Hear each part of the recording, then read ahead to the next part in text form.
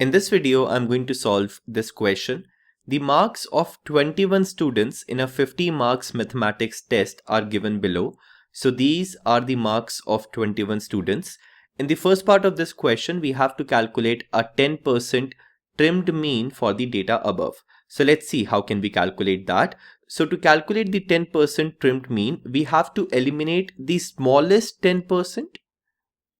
So we have to eliminate the smallest 10% and the largest 10% of the sample data.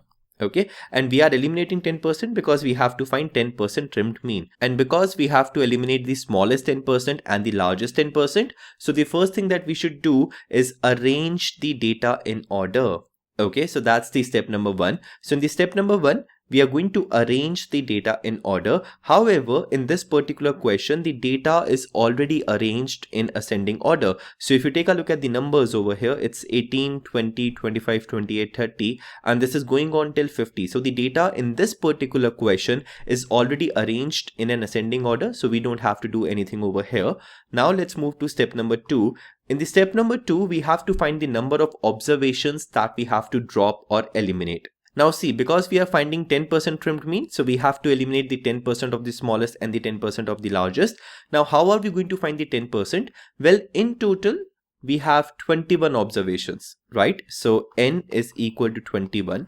That's the total number of observations that we have. So what's the 10% of 21? 10% of 21 is going to be 2.1. Okay, so that means we have to eliminate the smallest 2.1 observations and the largest 2.1 observations. Okay, now in this particular question, we have a tricky thing to take care of. So when we found 10% of n, we got 2.1. Now the question that arises is that how are we going to drop the smallest and the largest 2.1 observations? Had it been the case that n is equal to 20, okay, then 10% of n would have been equal to 2. In this case, things are really simple. Okay, so had it been this case, things would have remained really simple, because in this particular case, we would have just got rid of these two and just got rid of these two. And then we will just take the mean of these remaining observations. Okay, so had it been n equal to 20, it would have been really simple. Okay, because 10% of n is equal to 2, then we just have to remove the two smallest and two largest observations. But over here now we have a weird problem, because it's not 2, it's not an integer in this case, we have 2.1. So we have to eliminate the smallest 2.1 observations and the largest 2.1 observations. So now we are going to discuss that how can we do this. Basically in this particular case, we will have to use step number 3. Now the step number 3 is needed only for this particular case because we do not have an integer over here. So we do not have an integer over here. Okay, this is the reason we have to use step number 3. It's not necessary that in all the cases you will have to use step number 3. As I just told you that if we had n equal to 20, then things would remain really simple and you can just do it in a direct manner. But in this question, things are not that simple. The problem that we are facing is that 2.1 is not an integer. Okay, and eliminating smallest and largest 2.1 observations doesn't make sense. So we will have to use interpolation method over here. So what does this method say? Basically in this method, we have to try writing 2.1 as a linear combination of two integers. Okay, and how are we going to choose these two integers? Basically this number 2.1, it lies between 2 and 3. Okay, so we will try to write 2.1, which is this number, as a linear combination of these two integers. Now, if you try to do that, then the expression will look something like this. So over here, I have written that 2.1 is equal to 2a plus 3b. So this is how the expression looks like. Basically 2.1 is a linear combination of 2 and 3, where these a and b are some weights, and right now at this stage we do not know the value of these weights. So we do not know the value of a and b right now, and that's what we are going to find so that we could have this linear combination in a complete sense. Okay, now the next question is that how are we going to find the value of these a and b? So let's see. So the trick that we are going to use is this. So take a look at this visualization that I have created. So over here we have 2, over here we have 3. 2.1 lies somewhere between 2 and 3, which is over here. Now if you mark the distance between these, so basically the distance between 2 and 2.1, this distance is 0.1, and the distance between 2.1 and 3, this is 0.9. Okay, now which one of these two integers is closer to 2.1? Well, the answer is 2, right? So 2 is closer to 2.1 as compared to 3. So now we are going to choose our weights in such a manner that 2 should get more weight because it's more closer to 2.1. So 2 should get more weight. Okay, so the value of A, that is the weight attached to 2, should be greater than the value of B, that is the weight attached to 3. So this is how we have to do the weight allocation. Okay, so that's what I've written over here. 2.1 is 0.1 away from 2 and 0.9 away from 3. As 2.1 is closer to 2, we should give more weight to 2. Now let's see that how are we going to determine the exact number that we are going to give to A and the exact number that we are going to give to B. So for that, we are going to use this trick. So the weight that we are going to give to 2 is this. So the weight corresponding to the integer 2, this is 1 minus the distance of 2.1 from 2. So 2 is closer to 2.1, its weight should be more. So you do 1 minus distance of 2.1 from 2. Okay, so 1 minus 0.1, which is the distance between 2.1 and 2, and this is equal to 0.9, and this is the weight that we are going to give to the integer 2. So the equation that we had was 2.1 is equal to 2a plus 3b. So the a is actually equal to 0.9. Okay, so this is how we are finding the weight. Similarly, we can find the weight corresponding to the integer 3. So to do that, we can do 1 minus distance of 2.1 from 3. Now the distance of 2.1 from 3 is large. Okay, so the weight corresponding to the integer 3 is going to be a smaller number. Right? So the weight corresponding to integer 3, that is B, is equal to 1 minus 0.9, which is equal to 0.1. So A is 0.9 and B is equal to 0.1. So this is how you find these weights A and B. A is a larger number as compared to B. That means 2 as an integer has more weight as compared to the weight that 3 has, because 2 is much more closer to 2.1 as compared to 3. Okay, I hope this much is clear. Now, when you're doing this question in an exam and once you have found these weights, you can also check whether these weights that you have found are correct or not. And it's a very simple exercise to check that.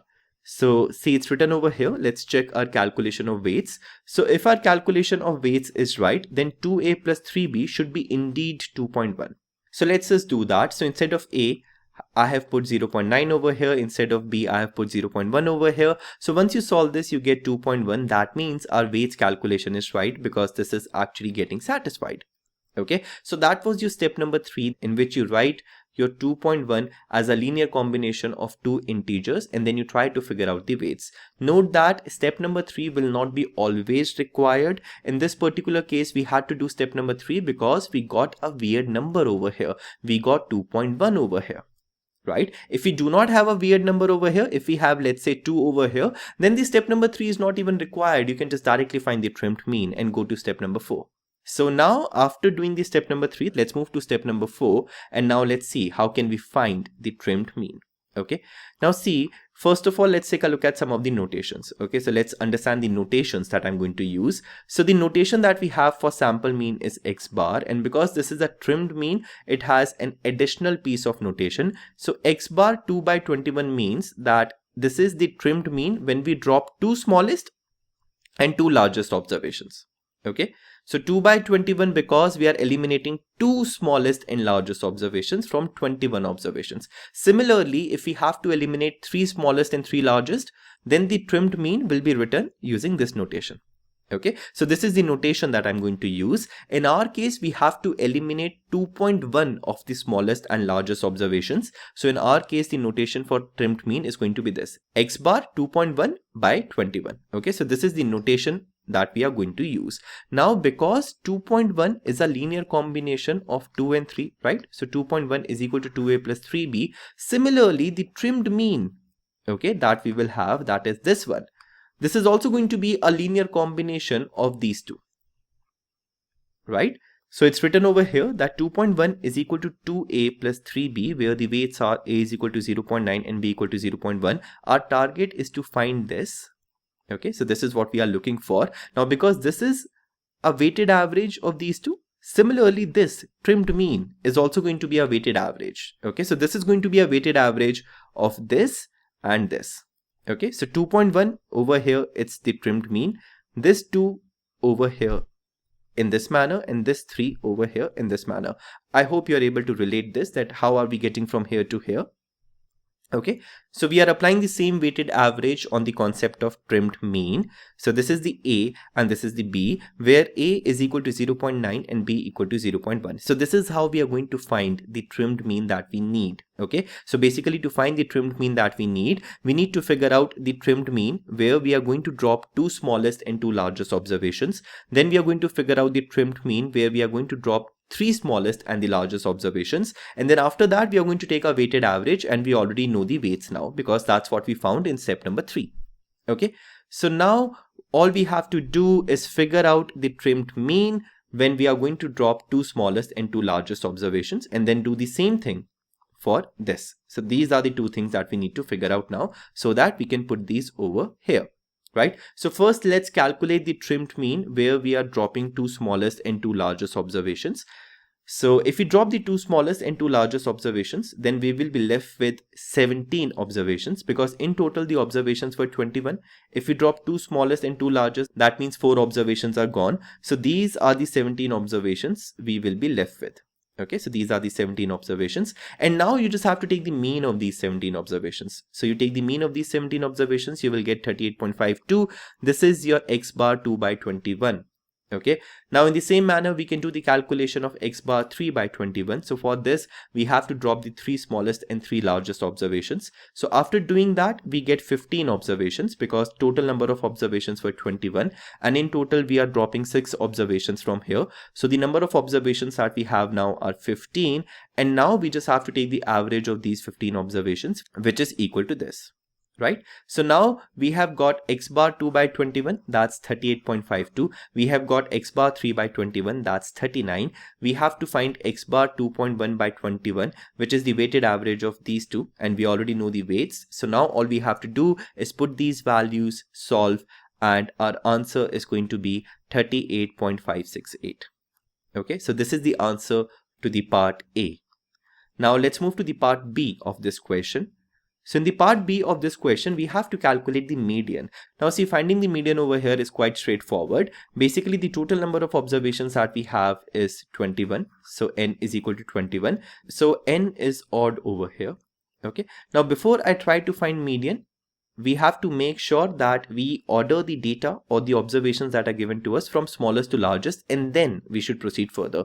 In this case, we do not have to worry about the ordering, because the way they have given us the data, it is already in ascending order, right? So it's going like this, it's increasing in this direction. So this is the first row, then we have the second row, and then we have the third row. So the data is already in ascending order, so we don't have to do anything else over here from our side. Okay, so n is equal to 21. So the median is going to be n plus 1 by 2th term. Okay, this term is important. So n is equal to 21. That means the median is going to be 11th term. Now pay attention to this. I'm not saying that median is going to be 11. Median is not 11. Median is 11th term that we have.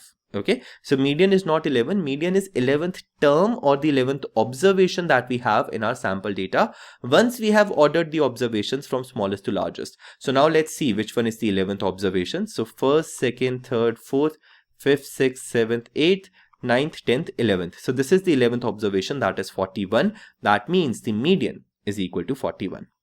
Okay, so that's the part number B of this question. Let's move to part number C. In part number C, it's written, it was later discovered that the student whose marks were recorded as 35 actually had 45 marks.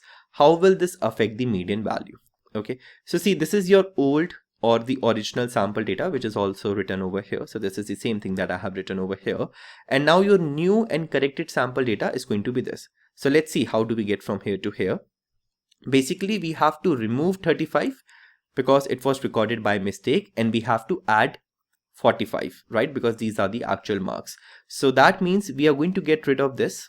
Okay, so we have to remove this 35 in the new data, and we have to add 45. So in the old data, we have 245. In the new data, we will have one more 45. Okay, so this is how I have got this new sample data. So you see over here that after 30, now I directly have 36. Okay, so after 30, I directly have 36. And in the old data, we had 245s, but now in the new data, we have 345s. Okay, because we have added 145. So now this is the new data that we have, and now we just have to find the median using this new data, and then we will see whether it has affected the median value or not. Okay, so now to find the median, we can follow the same steps. Basically, still the n that we have is equal to 21 because we are not changing the number of observations. So n is still equal to 21. That means the median is still going to be 11th term. So now let's just count that which one is the 11th term. So 1, 2, 3, 4, 5, 6, 7, 8, 9, 10, 11th. So 11th term is still equal to 41. Right? And even in the part B, we got the same answer that median equal to 41. Over here also we are getting the same answer that median is equal to 41. And in the question they are asking us, how will this affect the median value? Well, the median value doesn't change. It is still equal to 41. Right? So I hope this is clear, and that's it for this question.